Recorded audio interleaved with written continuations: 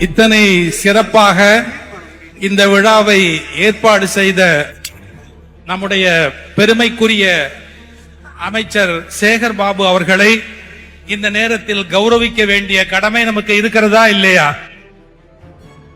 எல்லாம் அல்ல முருகன் அவருக்கு எல்லா நலன்களையும் எப்போதும் அருளி ஒரு மிகச்சிறந்த ஆளுமையோடு அவர் செய்கிற பணிகளை மனமாற வாழ்த்தி பாராட்டுகிறேன்.